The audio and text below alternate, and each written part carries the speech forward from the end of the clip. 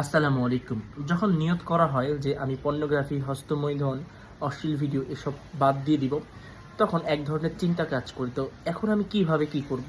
এখন আমার কি করা উচিত? সেই ক্ষেত্রে আমাদের যা করা উচিত তা হচ্ছে ভালো অভ্যাস করা।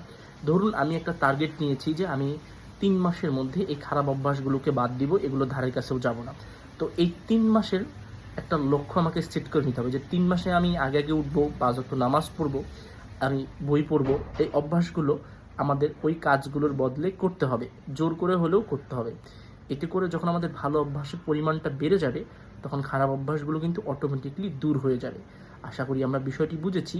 তবে এখানে আমাদের একটি বিষয় মাথায় রাখা উচিত, আর তা হচ্ছে যে হাল ছেড়ে দেওয়া যাবে না।